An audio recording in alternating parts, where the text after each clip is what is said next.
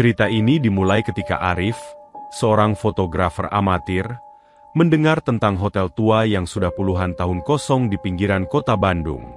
Hotel itu dibangun pada tahun 1922, di atas tanah yang konon memiliki sejarah mistis. Sebelum hotel tersebut dibangun, di tempat itu terdapat sebuah desa kecil yang hancur akibat wabah penyakit. Banyak yang percaya bahwa arwah penduduk desa itu masih bersemayam di sana, menjadi penghuni gaib yang tidak pernah meninggalkan tanah tersebut. Pada masa jayanya, hotel ini menjadi tempat persinggahan para pejabat kolonial Belanda yang ingin menikmati sejuknya udara pegunungan.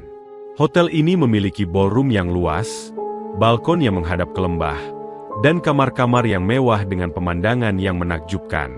Namun, setelah Indonesia merdeka, hotel itu perlahan ditinggalkan oleh pengunjung dan akhirnya ditutup pada tahun 1971. Sejak saat itu, hotel ini menjadi bangunan tua yang dikelilingi oleh rumor-rumor menyeramkan.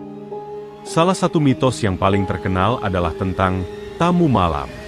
Sosok misterius yang konon sering terlihat di jendela kamar hotel di lantai 2. Banyak penduduk sekitar yang mengatakan bahwa pada malam-malam tertentu, sosok perempuan berpakaian gaun putih akan muncul di jendela, menatap keluar seolah sedang menunggu seseorang yang tidak pernah datang. Siapapun yang melihat sosok ini, katanya akan mengalami nasib sial atau bahkan kehilangan nyawanya. Meskipun mendengar semua cerita itu, Arif tetap tertarik untuk mengunjungi hotel tersebut. Dia merasa bahwa ini adalah kesempatan untuk mendapatkan foto-foto langka yang bisa memperlihatkan sisi lain dari bangunan tua itu. Pada suatu sore yang mendung, Arif berangkat seorang diri dengan membawa kamera, senter, dan beberapa perlengkapan lainnya. Saat dia tiba di gerbang hotel, dia merasa ada yang tidak beres. Udara terasa lebih dingin dari biasanya, dan suasana di sekitar begitu sunyi. Tapi dia mencoba mengabaikan perasaannya dan melangkah masuk melewati gerbang tua yang berderit. Di dalam, dia disambut oleh bangunan besar yang megah namun sudah rusak dimakan usia. Dinding-dindingnya dipenuhi lumut, jendela-jendela kaca yang sudah pecah, dan lantai yang dipenuhi daun-daun kering. Arif mulai mengambil foto-foto di lobi hotel yang luas, berusaha menangkap sisa-sisa kemegahan masa lalu yang kini tertutup debu. Tapi tiba-tiba, dia mendengar suara seperti langkah kaki pelan dari lantai atas. Dia berhenti, mencoba mendengarkan lebih jelas, tapi suara itu hilang begitu saja, seolah-olah hanya bayangan dari imajinasinya. Namun, perasaan tidak nyaman itu terus menghantui. Dia merasa ada sesuatu yang mengawasi dari balik kegelapan. Arif berusaha tetap tenang dan melanjutkan eksplorasinya ke dalam ballroom, ruangan yang dulu sering digunakan untuk pesta dansa para pejabat Belanda. Di tengah ballroom itu, ada sebuah piano tua yang sudah usang, dengan tuts-tutsnya yang berdebu. Arif mendekati piano tersebut dan mengambil beberapa foto, tapi tiba-tiba terdengar suara nada piano yang dipencet pelan. Hanya satu nada, tapi cukup membuat Arif terlonjak kaget. Dia memutar tubuhnya, memandang ke sekeliling ruangan, tapi tidak ada siapapun di sana. Hanya bayangan-bayangan samar yang terpantul di kaca usang.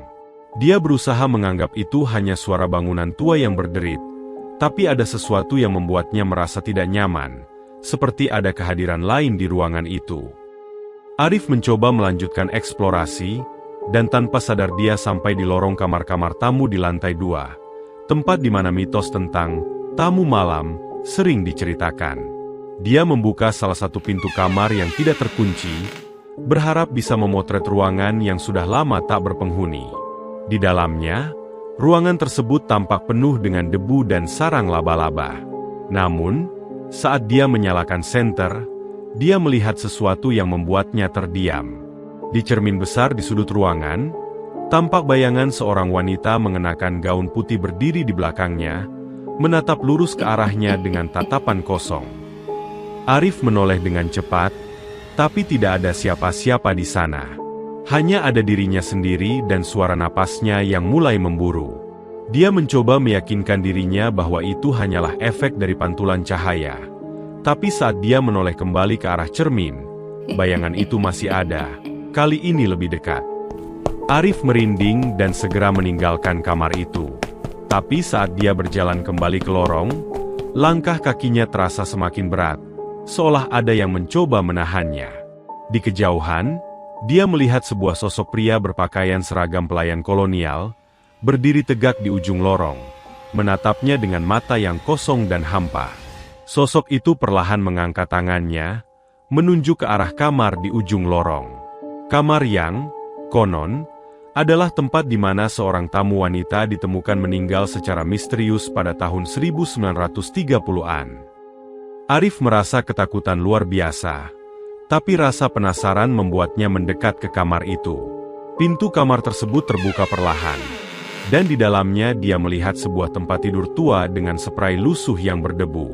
Di atas tempat tidur itu, bayangan samar seorang wanita berbaring, dengan wajah yang tampak tenang namun penuh duka. Dia menatap Arif dengan tatapan sendu, seolah meminta pertolongan yang tidak pernah datang. Suara berbisik mulai terdengar di telinganya.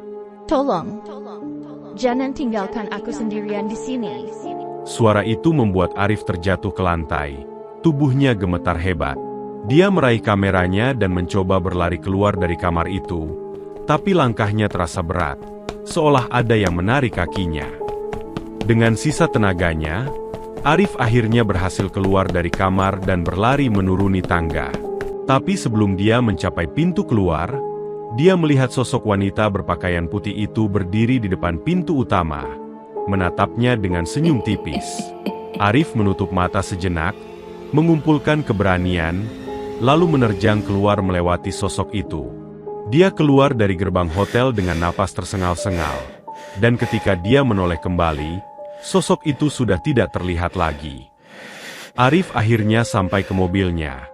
Namun saat dia hendak menyalakan mesin, dia melihat sesuatu di kaca spion. Di belakangnya, tampak bayangan seluruh penghuni hotel itu.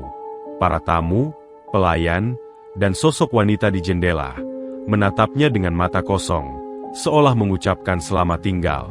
Arif segera melarikan mobilnya meninggalkan hotel itu. Namun sejak malam itu, dia sering mengalami mimpi buruk tentang hotel tersebut, seolah-olah mereka memanggilnya untuk kembali. Hingga kini, hotel tua itu masih berdiri di sana, menyimpan cerita-cerita kelam dari masa lalu. Penduduk setempat percaya bahwa arwah para tamu yang pernah menginap di sana masih terjebak di dalam hotel tersebut, menunggu tamu-tamu lain yang mungkin tersesat.